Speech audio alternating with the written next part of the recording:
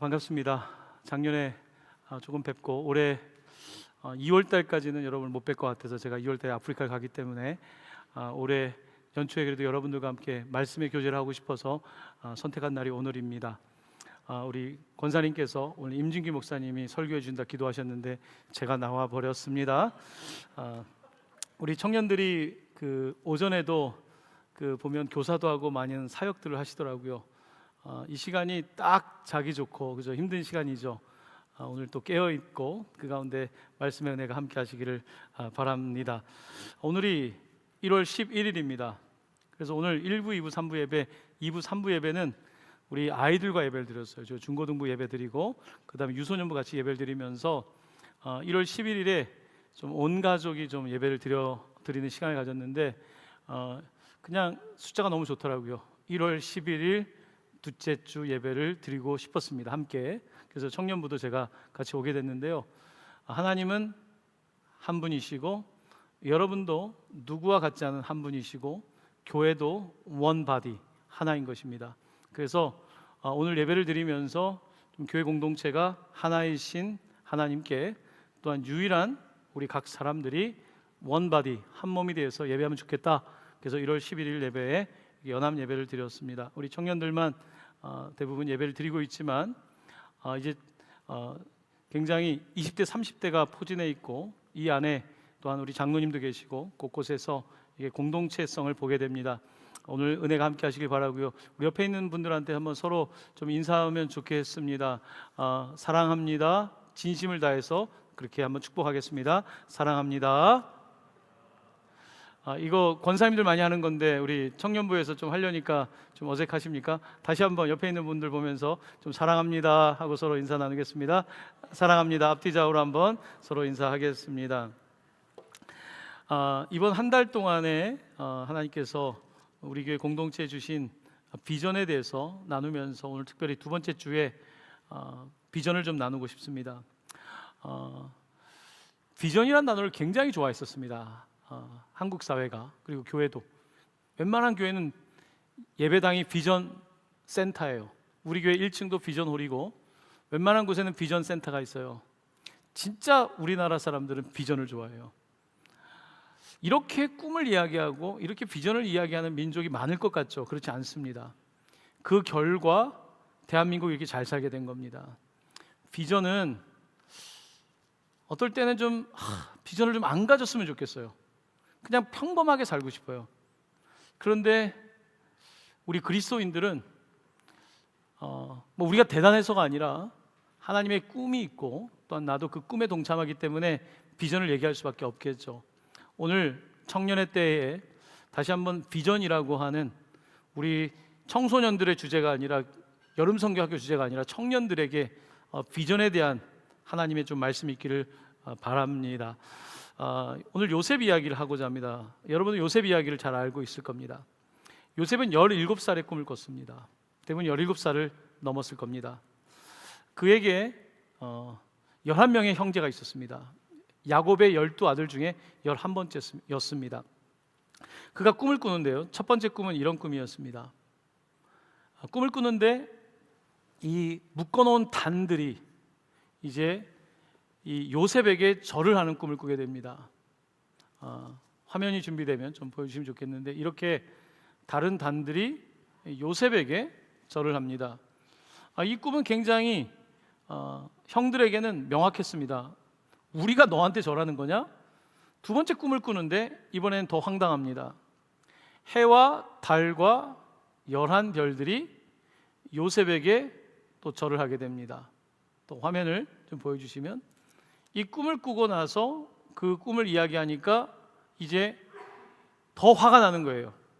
이 형제들이 더욱더 화가 나서 글쎄 어떻게 합니까? 이 요셉을 죽이고 싶어 합니다. 자, 오늘 여러분들과 함께 꿈에 대한 이야기를 하고 싶은데요, 창세기 37장 18에 19절에 이렇게 말씀하고 있습니다. 한번 같이 읽어보겠습니다. 요셉이 그들에게 가까이 오기 전에 그들이 요셉을 멀리서 보고 죽이기를 꾀하여 서로 이르되 꿈꾸는 자가 오는도다. 사람들은 남의 꿈에 관심이 없습니다. 옆에 있는 사람이 자꾸 꿈 얘기하면 듣고 싶지 않습니다. 형제지만 이 요셉이 꿈을 꾼 다음에 자기 꿈을 얘기하니까 너무 듣기가 싫은 거예요. 잘난 척하는 요셉. 특별히 성경을 읽으면 요셉이 채색 옷을 입었대요. 지금은 다 채색 옷을 입죠. 근데 이상하게도 우리나라에서는 채색 옷을 싫어하더라고요.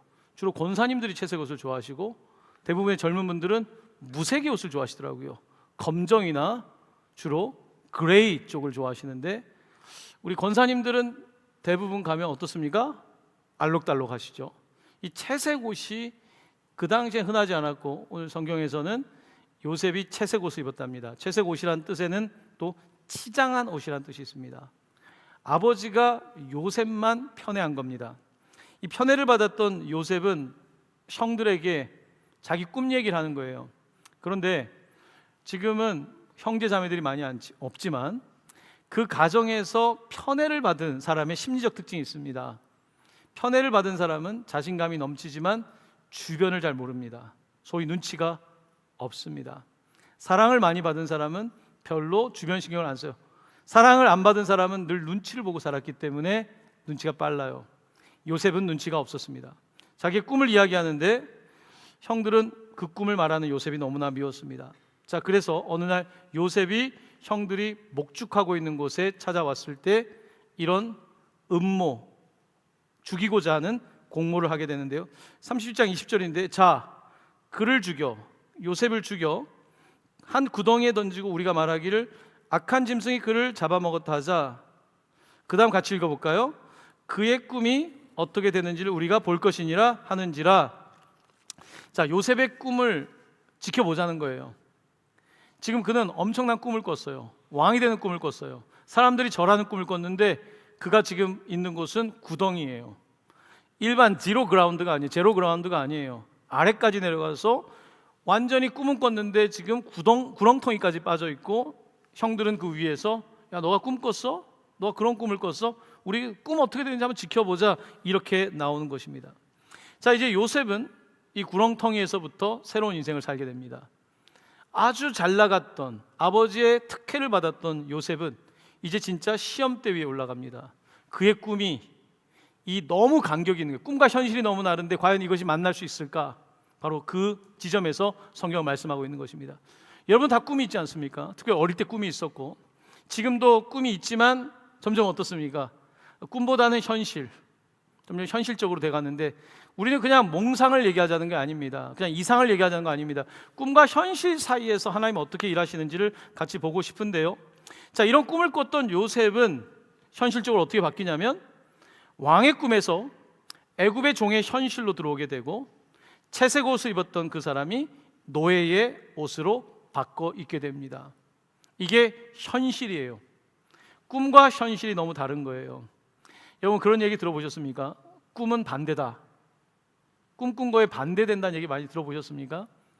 저도 어릴 때 어떤 꿈을 꾸면 사람들이 교회 분들이 반대하라고 얘기하는 걸 들었어요. 자, 그러면 요셉이 잘 나가는 꿈을 꿨어요. 형들이 절하는 꿈을 꿨어요. 꿈은 반대입니까? 지금 그는 종이 되어 있습니다. 꿈은 정말 반대일까요? 그런 이야기를 하는 거예요. 거기에는 나름대로 꿈에 대한 이론이 있는 거예요.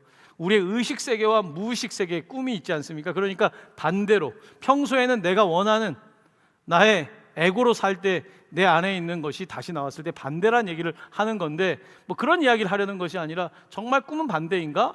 요셉은 꿈을 꿨는데 반대로 지금 처박힌 인생을 사는 건가? 성경은 뭐라고 말합니까? 그의 꿈은 꿈이었지만 하나님께서 그 꿈을 이루는 과정을 구렁텅이에서부터 이제 이끌어 가시는 장면이 등장하는데요. 그의 형들은 그를 죽이려고 합니다. 하지만 그때의 네 번째 그 아들이었던 유다가, 예수님이 유다 지파죠. 그 유다가 나서서 그러면 그냥 죽이지 말고 애굽에 은이나 받고 20에 팔자 해서 팔게 됩니다. 30장 30절에 이렇게 기록되어 있습니다. 그들이 요셉의 옷을 가져다가 수렴소를 죽여 그 옷을 피에 적시고. 자, 무슨 말씀입니까?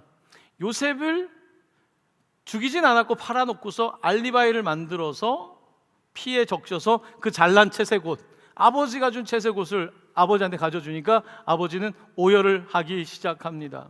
진짜로 아들이 죽었는지 알게 된 것입니다. 요셉의 꿈은 처참히 무너지게 됩니다. 그는 현실보다 더한 현실에 부딪히게 됩니다. 자, 그러면 이제부터입니다. 자, 꿈과 현실 사이에서 어떤 일이 벌어지는가? 두 번째 주제는 꿈이 이루어지는 과정 가운데서 주시는 고난과 은혜입니다. 꿈이 이루어지는 과정에는 반드시 고난과 은혜의 방정식이 있습니다. 고난과 은혜의 방정식을 통해서 꿈이 이루어지게 되는데요, 특별히 성경에 기록되어 있지 않지만 우리가 상상해 볼 수 있습니다. 요셉이 애굽에 갔을 때 그는 애굽말을 했을까요? 그가 그곳에 갔을 때 그 문화에 익숙했을까요? 아버지의 품에서 평생 살던 그가 어느 정도 상황이었을까요? 아마 요셉은 그렇게 애굽어에, 물론 언어라고 하는 것이 옆에 있는 주변 국도가 비슷하다고 하지만 많이 달랐을 것입니다. 문화도 많이 달랐을 것입니다. 그는 이곳에서 아무도 이제 도움을 주지 못하는 그런 곳에서 홀로 종으로서 살아가야 됐습니다. 여러분도 혼자 어학연수를 가거나 워킹 할리데이를 가거나 그런 곳에 가게 되면 진짜 황당하지 않습니까? 대부분은 물론 에이전트를 통해서 가다 보면 그렇지 않지만, 제가 96년도에 6개월 동안 배낭여행 갈 때는요, 아는 형과 출발했는데 이스라엘에 제가 2달 살았는데 아무도 없는 곳에 혼자 살았어요. 한국 사람 한 명도 없어요. 자, 거기에 갔을 때 제가 대학교 때 영어를, 그 당시에는 스피킹을 잘 못할 때였기 때문에 전혀 못했어요. 잘 못했어요. 가니까 이제 그 이스라엘 키부츠, 그 집단 노동을 하는 곳에서 이 영국에서 온 애들, 유럽에서 온 애들, 남아공에서 온 애들은 이 백인들 아닙니까? 걔들은 쉬운 일을 주더라고요. 나는 공장으로 보내더라고. 2달 동안 공장에서 일했어요. 얼마나 승질이 나는지. 아니, 이게 현실이구나. 이 밖에 나가 보니까 인종이라는 게 현실이고 영어도 현실이고 그렇더라고요. 야, 거기서 이 제대로 한번 부딪혀 본 거죠. 내가 그래도 한국에서 나름대로 내 길을 걸어왔고 학교도 다니고, 근데 그런 것들이 현실에서는 별 의미가 없더라고요. 자, 요셉이 17살 때 꿈을 꾸고 아버지의 사랑을 받았지만 그의 현실은 현실이었던 것입니다. 자, 이제 여기서부터 그의 삶이 바뀝니다. 로마서는 환난은 인내를 연단은 소망을 낳는다 그러죠. 자, 환난이 시작됐고 환난이 있을 때 그가 인내를 배우게 되고, 그리고 연단이란 단어는 영어 성경을 보면 캐릭터라고 되어 있습니다. 여러분, 꿈꾸는 캐릭터는 만들 수 있어요. 그건 소설에서도 만들 수 있고 영화에서도 만들 수 있어요. 근데 그게 나의 캐릭터라면, 진짜 캐릭터라면 꿈이 아니라 고난과 인내를 통해서 연단 캐릭터에 이르는 거예요. 소설을 쓰지 않는다면, 픽션이 아니라면, 내 삶의 꿈이 현실이 된다면 반드시 고난과 인내 캐릭터가 만들어지는 과정은 필요한 거예요. 청년들에게도 아마 그런 시간이 있을 것입니다. 자, 이렇게 캐릭터가 만들어지는데 그 캐릭터에서 가장 싫은 것이 고난이에요. 이 고난이라고 하는 이 방정식에 이 고난이 들어오지 않으면 이게 수식이 맞지 않지 않습니까? 자, 그래서 하나님께서는 고난을 주시는데요, 우리는 고난이 생길 때 이렇게 질문을 합니다. 하나님은 사랑이 없으시네, 은혜가 없으시네, 나 같은 사람한테 왜 이러시나, 하나님 나한테 왜 이러세요, 왜 나는 고난이 끝나지 않습니까? 라고 말하지 않습니까? 자, 그런데요, 은혜라고 하는 단어는 고난의 제거가 아니라 고난 중에 함께하는 것이다. 오늘 제가 심혈을 기울여서 나름대로 썼던 문장입니다. 은혜는 고난의 제거가 아니라 고난 중에 함께하는 것이다. 우리 한번 같이 읽어볼까요? 은혜는 고난의 제거가 아니라 고난 중에 함께하는 것이다. 하나님이 은혜로우면 고난을 안 줘야 된다는 것이 이분법적인 생각이잖아요. 당연히 내가 사랑받았으면 고난이 없어야죠 라고 생각하는데, 하나님은 그렇게 이원론적이지 않고 우리가 고난 중에서 함께 하시는 것으로서 은혜를 보여주신다는 거예요. 그러니까 고난이 없는 것이 은혜가 아니라 고난이 있는데 함께 하시면서 은혜를 주시고, 그렇게 꿈의 방정식은 펼쳐진다는 말씀입니다. 이와 같은 놀라운 복음은 사도 바울에게 이미 고린도후서에서 계시가 되었습니다. 사도 바울은 선교사로서 주님의 일을 감당하는 것이 너무 힘들었습니다. 왜냐하면 그의 몸에 통증이 있었기 때문입니다. 그는 육체 가시라고 말합니다. 여러분, 위장이 약한 사람들 얼마나 힘듭니까? 때때로 오는 그 속쓰림의 통증, 뿐만 아니라 여러 가지 말할 수 없는 그런 면역의 문제, 이런 것들이 이 바울에게도 있었던 거예요. 육체의 가시라고 하는 그에게 질병이 있었습니다. 자, 그가 그때 하나님께 이렇게 구했습니다. 고린도서 12장 8절 이하인데요, 이것이 나 바울에게서 내게서 떠나가게 하기 위하여 내가 3번 주께 간구했다. 3번 했다는 게 아닙니다. 정말 주께 간구했다는 얘기입니다. 근데 나에게 이르시기를, 그 다음 같이 읽어볼까요? 내 은혜가 내게 족하도다. 이는 내 능력이 약한 데서 온전하여짐이라 하신지라. 아멘. 고난을 제거하는 것이 은혜가 아니라 고난이 그대로 린치핀처럼 박혀 있는데 내가 너와 함께하는 이 은혜를 너가 알면 좋겠다.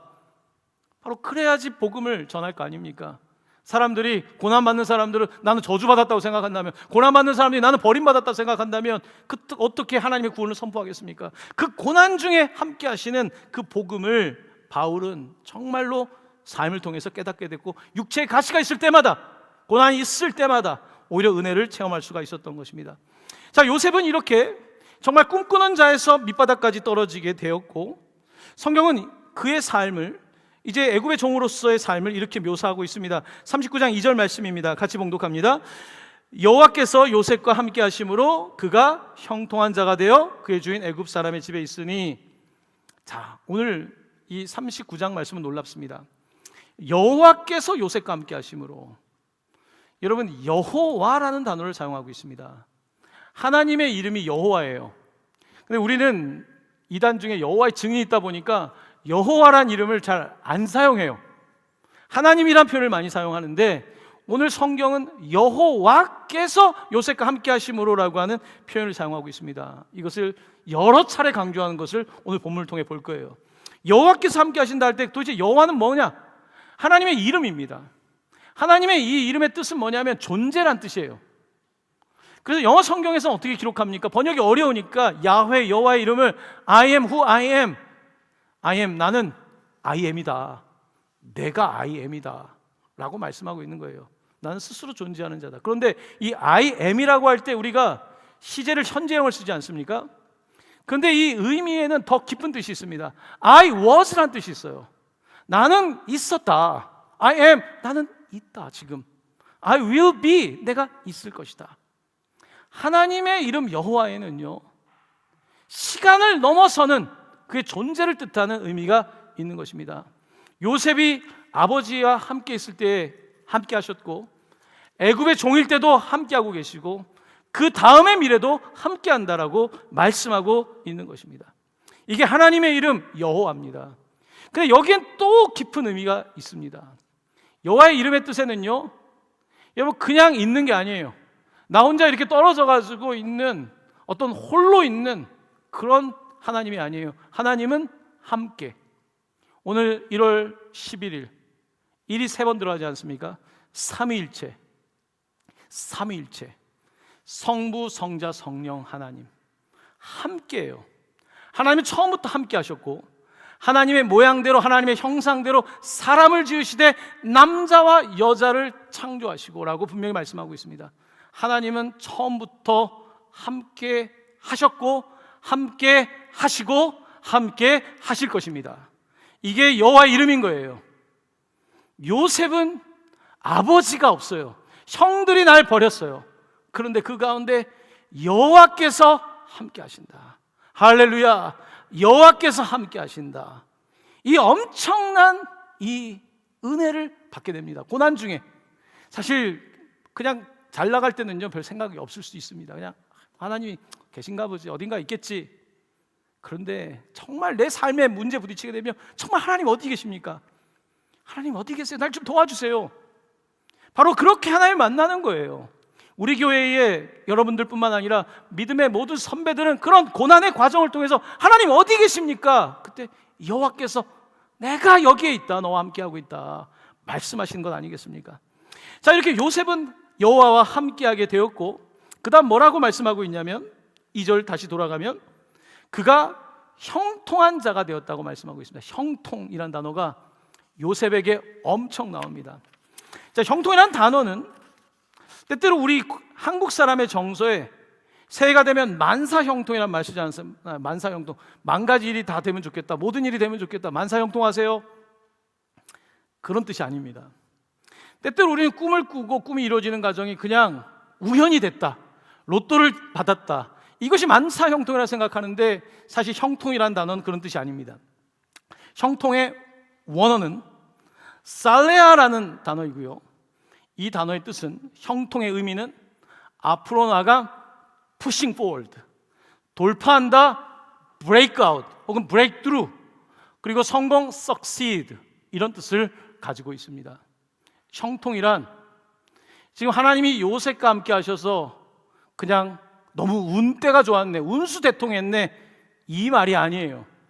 하나님이 함께 하시는 증거는 뭐냐면, 아니 같이 종들이 많지 않습니까? 거기에 보디발이라고 하는 바로의 친위대장 집에 팔려갔는데 이 종들이 많은데 이 문제가 해결이 안 되는 거야. 그런데 요셉이 푸싱 포워드 하는 거예요. 분명히 안 된다고 했는데 종들이 전부 다 힘들어해요. 근데 브레이크아웃, 해결하는 거예요. 그는 언어적으로는 다른 사람보다 못했을 거예요. 문화적인 이해도 부족했을 거예요. 하지만 여호와께서 함께 하셨고 그에게 진실함과 성실함을 주셨어요.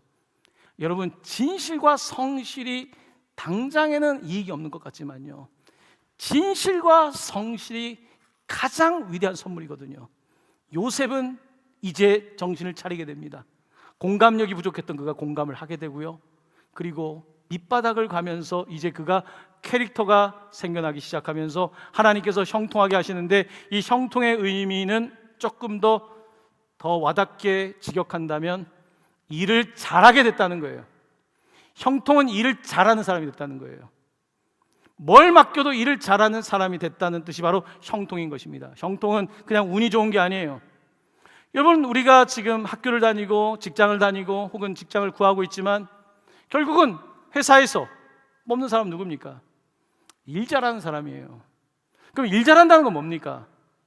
어떻게 증명할 수 있습니까? 사람들이 경력을 보고 학력도 보고 하겠죠. 하지만 그게 다는 아닙니다. 요즘은 블라인드 면접이에요. 우리 교회도 사회복지 포지션이 많아요. 인터뷰를 해보면요, 몰라요. 그 사람이 어떻게 됐는지 아예 몰라요. 그냥 진짜 블라인드 면접을 저도 많이 해보면 많은 질문을 던질 때 과연 이 사람이 전 직장에서는 이런 일을 했는데 여기서 이 일을 할 수 있을까? 어댑테이션이 될까? 적응을 할 수 있을까? 사람들과 잘 지낼 수 있을까? 이런 것들을 염두에 두고 인터뷰를 하는 거예요. 무슨 얘기입니까? 어디를 가도 그렇게 감당할 수 있는 거예요. 자기 주도적으로 하는 거예요. 요셉은 분명히 위에서 힘들게 하는 사람이 있었을 거예요. 하지만 그는 그걸 감당해냅니다. 그리고 힘들 때마다 여호와께서 함께 하시니 그걸 인내하고 연단받고 그는 그렇게 캐릭터가 만들어지게 된 것입니다. 자, 그래서 놀라운 일이 벌어지는데요, 요셉이 형통했고 39장 3절에 가면 놀라운 말씀이 기록되어 있습니다. 같이 말씀을 봉독합니다. 그의 주인이 여호와께서 그와 함께 하심을 보며 또 여호와께서 그의 범사에 형통하게 하심을 보았더라. 아멘. 그의 주인이 보디발이 봤다는 거예요. 뭘 봤냐면 여호와께서 그와 함께 하심을, 앞부분을 보시면 여호와께서 그와 함께 하심을, 이 보디발은 하나님 믿는 사람이 아니에요. 그런데 그가 여호와께서 요셉과 함께함을 보셨고 또 여호와께서 그의 범사에 형통하게 하셨다는 거예요. 요셉이 하면 되는 거예요. 이상한 거예요. 요셉이 하면 일이 다 되는 거예요. 운이 좋아서 되는 게 아니라 하나님께서 요셉에게 지혜를 주시고 성실함을 주시고 하니까 요셉이 그 일을 할 수 있었던 것입니다. 그 결과 그의 주인이 여호와를 봅니다. 사랑하는 형제 자매 여러분, 세상 사람들 하나님을 볼 수가 없습니다. 결국은 나를 통해서 볼 수밖에 없어요. 하나님은 위에 계시기 때문에 사람들은 위를 안 봅니다. 땅만 보기도 바쁜데 나를 보고 하나님을 보게 됐는데요, 놀랍게도 보디발은 요셉을 보고 하나님을 보게 됐다고 말씀하고 있습니다. 우리 교회는 세상의 빛 동강교회입니다. 우리 교회가 지향하고 있는 목적 가운데 마태복음 5장 16절은 아주 중요한 말씀입니다. 같이 이 말씀을 봉독합니다. 이같이 너희 빛이 사람 앞에 비치게 하여 그들로 너희 착한 행실을 보고 하늘에 계신 너희 아버지께 영광을 돌리게 하라. 아멘. 우리의 착한 행실, 요셉의 착한 행실. 다른 종들은 때우는 거예요. 성경에 써 있지 않지만 다른 하루가 지나가길 바라는 거예요. 하지만 요셉은요, 마무리를 짓습니다. 최선을 다합니다. 마치 우리 아버지 야곱의 재산처럼 그렇게 다룹니다. 인정받지 않겠습니까? 요셉은 인정받기 시작하는 것입니다. 그리고 요셉을 보면서 야, 우리 애굽에 이런 사람이 없는데 더 잘하는 거예요. 여러분, 지금 우리 교회 국제예배가 시작되지 않았습니까? 이제 외국 분들이 와요. 이제 우리 교회 카페도 이제 같이 일하는 사람이 생겨날 거예요. 어떤 사람은 아유, 왜 저 사람 뽑았을까 하는 사람도 있을 거고요. 어떤 사람은 와, 진짜 열심히 한다. 다를 거예요. 여러분, 그것은 보이는 거예요. 야, 그러면 네팔에서 온 사람을 보면서 야, 네팔 사람들이 참 좋다. 전체가 좋아지는 거 아니에요. 네. 여러분도 듣는 얘기가 있잖아요. 아, 그 나라 사람들이 좋더라. 우리 교회에 이 기업을 하시는 분들 가운데요, 네팔 사람만 뽑는 사장님들이 여럿 있습니다. 제가 물어봐요. 왜 그렇습니까? 해보니까 더 나아요. 거짓말을 잘 하지 않고 모르는 데 살 수 있겠죠. 비교적 그렇다는 거예요. 여러분, 이런 것들이 보이는 거예요. 그러니까 그런 레퓨테이션, 평가를 받게 되는 거예요. 하나님도 그러시고 사람도 그런 거예요. 자, 그래서 어떤 일이 벌어지냐면 39장 4절 말씀입니다. 같이 말씀을 읽겠습니다. 요셉이 그의 주인에게 은혜를 입어 섬김에 그가 요셉을 가정 총무로 삼고 자기의 소유를 다 그의 손에 위탁하니. 아멘. 가정의 매니저로 삼은 거예요. 매니저, 총무. 우리 교사들 중에도 총무교사가 있잖아요. 총무교사 너무 중요하잖아요. 우리 청년부에도 승리공대 총무가 중요하잖아요. 매니저거든요. 총무는 회장님이 있으면 매니지를 잘해야 돼요.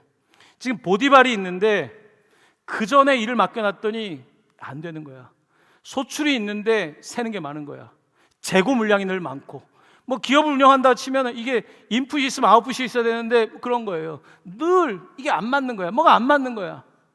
근데 요셉이 딱 매니저를 하니까 일이 되니까 가정 총무를 삼는 거죠. 당연히 프로모션이 되고 그가 회사에서 잘 나갈 수밖에 없듯이 그 가정에서 인정을 받게 됩니다. 특혜를 받게 됩니다. 그리고 모든 일을 위탁받게 됩니다. 여러분, 하나님은 우리가 뭐 하는지 아시듯이요. 여러분, 회사 다니십니까? 대표님은 알아요. 대표님은 알아요. 내가 하고 있는지 안 하는지 기가 막히게 압니다. 그것을 하지 않으면요, 요셉이 될 수가 없어요. 꿈이 있다면 내 꿈이 그냥 복권되듯이 되는 게 아니라 내가 그 일을 잘하는 사람이 돼야 되는 거예요. 잘하려면 먼저 열심히 하는 사람이 돼야 되는 거예요. 열심히 참아내야지 잘할 수가 있고, 그래야지 인정을 받게 되어 있는 거예요. 이것이 세상에도 원리라면 하나님도 그렇게 보고 있다는 거예요. 요셉은 이 모든 과정을 통해서 아버지 밑에서는 그렇지 못했는데 이제 그런 삶을 삽니다. 자, 잠언서 22장 29절 말씀입니다. 우리 이 말씀을 같이 봉독합니다. 내가 자기의 일에 능숙한 사람을 보았느냐? 이러한 사람은 왕 앞에 설 것이요 천한 앞에 서지 아니하리라. 아멘. 요셉은 바로 왕의 친위대장 보디발 앞에 섰습니다. 왕의 신하 앞에 섰어요. 능숙한 자는 왕의 신하 앞에 서는 것이 아니라 결국은 왕 앞에 서게 될 거예요. 놀라운 예언의 말씀이 기록되어 있고, 요셉은, 작은 일에 충성했던 요셉은 결국은 왕 앞에 서게 됩니다. 바로 앞에 서게 됩니다. 오늘 거기까지 가지 않지만 그는 반드시 왕 앞에 서게 됩니다. 사랑하는 형제자매 여러분, 내가 왕 앞에 서겠다는 생각을 해야지 왕의 신하 앞에라도 설 거 아닙니까? 요셉은 이 꿈을 믿었던 것 같아요. 성경이 디테일하게 기록하지 않지만 욥은 분명히 믿었어요. 그리고 그 꿈을 이루기 위해서 계속해서 pushing forward, 앞으로 가는 거죠. breaking out 하는 거죠. 그러면서 돌파해내고 형통해지고 그를 통해서 증거가 나타나고 계속해서 그는 놀라운 삶을 살아가게 되는 것입니다. 자, 이제 말씀의 네 번째 마지막 꼭지입니다. 자, 이렇게 잘 나갈 것 같았던 요셉에게 갑자기 위기가 찾아옵니다. 이건 늘 있는 거예요. 누구에게나 내가 이제 됐다 싶으면 위기가 찾아오지 않습니까? 이제 대학교 졸업하면 될 줄 알았는데 그렇지가 않잖아요. 회사에 다니면 될 줄 알았는데 회사에 어려움이 찾아오기도 하고 여러 가지 일이 벌어지지 않습니까? 자, 그런데 갑자기 다시 찾아온 고난과 그가 감옥에서 더 큰 은혜를 받는데요. 요셉에게 위기가 찾아왔는데 이 위기는 무슨 위기였냐면 가정에서 본인이 일은 잘했는데 그곳에 보디발의 아내 사모님이 문제였던 거예요. 이 자기가 섬기는 주인의 부인인 사모님이 요셉에게 연애를 하자는 거예요. 여러분, 사모님이 연애하자고 하면 여러분 직장 다니고 계시면 어떻게 해야 돼요? 회사의 사모님이 날 너무 좋아해. 내가 자꾸 누구만 보고 있네요. 어떤 사모님께서 나를 좋아해. 막 자꾸 밥을 사줘. 그리고 나한테 자꾸 눈빛을 보내. 어떻게 해야 됩니까? 직장 다니는 형제님들 어때요? 이렇게 날 사랑하시나 보다 하고 갈 때마다 사랑해요 사모님 이렇게 돼야 됩니까? 아니죠. 결혼한 여자잖아요. 여러분, 남녀관계는 분명해야 돼요. 남녀관계가 분명하지 않으면 성공과도에 큰 문제가 생깁니다. 요셉은 성공했고 사모님이 요셉에게 추파를 보냈고 연애를 하자고 합니다. 요셉은 성실한 사람이었습니다. 마스터, 나의 주인이면 그는 모든 것의 주인이기 때문에 이 사모님에게 이렇게 이야기합니다. 39장 9절입니다. 이 집에는 나보다 큰 이가 없으며, 요셉이죠, 주인이 아무것도 내게 금하지 아니하였어도 금한 것은 사모님뿐입니다. 사모님, 그의 아내이십니다. 그런즉 내가 어찌 이 큰 악을 행하여 하나님께 죄를 짓겠습니까? 사모님, 그만하십시오. 사모님, 그만하십시오. 요셉은 사모님을 밀어냅니다. 그랬더니 사모님이 어때요? 아침 드라마 안 보세요? 사모님은 화가 나요. 아니, 이놈의 자식이 나를 거부해? 이제 막 음악 나오고 막 바뀌는 거야, 그죠? 이 사모님은 지금 화가 나서 어떻게든지 요셉과 연애를 성사시키려고 하고, 요셉은 결국은 이 사모님이 덮치는데 옷을 다 뺏기고 도망을 치게 됩니다. 그리고 문제가 생깁니다. 본인이 성폭행범이라는 누명을 뒤집어 쓰게 되고요. 그리고 완벽한 알리바이로 감옥에 갇히게 됩니다. 권력 있는 사모님은 그렇게 이 한 요셉을 감옥에 가두고 말았습니다. 여러분, 사모님을 조심하십시오. 이것이 오늘 말씀의 핵심은 아닙니다만 찝고 넘어가야 돼요. 회사에서 누구 조심하라고요? 사모님. 지금 느낌이 있습니다. 회사 다녀보면 뭔 말인지 알아요. 어쨌든 오늘 본문에서 요셉은 이런 과정을 겪어 나면서 정말 누명을 쓰지 않습니까? 그런데 너무 신기한 본문이 펼쳐집니다. 39장 21절인데요. 저는 이 말씀 읽으면서 너무 놀랐습니다. 같이 읽겠습니다. 여호와께서 요셉과 함께 하시고 그에게 인자를 더하사 간수장에게 은혜를 받게 하시며. 아멘. 여호와께서 요셉과 함께 하시고, 계속 등장하는 표현이죠. 함께 하시는 하나님 여호와께서 함께 하시고, 이번에 감옥에 갔는데 그에게 더 큰 은혜가 필요했던 거예요. 그에게 인자를, 헤세드, 인자를 더하셨다는 거예요. 인자, 헤세드, 하나님의 그 사랑, 말도 안 되는 사랑, 자격 없는데 나한테 주시는 그 은혜로 감당할 수 없는 상황에서 언약적 사랑, 아브라함과 이삭과 야곱의 하나님께서 그 약속을 요셉과 지켜주시는 거예요. 요셉이 대단해서가 아니라 그 야곱을 보시면서 바로 그에게 사랑을 베푸시는데요, 놀랍게도 그는 이 인자를 더해주신 하나님을 따라 간수장에게도 은혜를 받습니다. 그러니까 환경이 문제가 아닌 거예요. 이 요셉은 보디발의 집에 있어도, 감옥에 있어도 되는 거예요. 형통한 거예요. 잘 풀리는 게 아니에요. 사람들은 쟤는 잘 풀린다고 생각하는데 그게 잘 풀리는 게 아니라 잘 풀리게 하는 거예요. 왜냐하면 그의 자세가, 삶의 자세가 여호와께서 함께 하시니까 그 길을 가는 거예요. 잘 풀리게 뭐가 잘 풀립니까? 지금 감옥에 있는데요. 사모님 한번 잘 모셨으면 될 일을 사모님 못 모시고 이렇게 어려움을 당하지 않습니까? 그런데 그는 정직하게, 성실하게 하나님 주신 길을 가게 되면서 결국은 간수장에게도 은혜를 받게 됩니다. 그는 단기로 승부하는 사람이 아니었습니다. 그는 장기적인 꿈을 갖고 있었던 사람이었습니다. 청년의 때에 늘 두렵지 않습니까? 급하지 않습니까? 장기적인 생각을 한다는 건 쉽지가 않아요. 압니다. 나도 그랬고 알아요. 그렇기 때문에 청년의 때에 정말 말씀이 필요해요. 말씀은 장기적인 걸 얘기하거든요. 말씀은 변함없이 신실하신 하나님을 말씀하고 있고, 이 말씀을 붙잡을 때 우리가 정말 지금 일희일비하는 것을 넘어서서 볼 수 있는 거거든요. 하나님은 그 비전을 주시고 이끌고 계시는 것입니다. 자, 이렇게 이제 요셉은 감옥에서도 은혜를 받았고 39장 23절은 또 이렇게 말씀합니다. 우리 이 말씀을 같이 봉독합니다. 간수장은 그의 손에 맡긴 것을 무엇이든지 살펴보지 아니하였으니 이는 여호와께서 요셉과 함께 하심이라. 여호와께서 그를 범사에 형통하게 하셨더라. 아멘. 간수장이 이 재무제표를 봐야 될 거 아니에요. 안 보는 거야. 됐어. 믿는 거예요. 철저한 믿음을 줬던 거예요. 여러분, 이런 일은 없어요.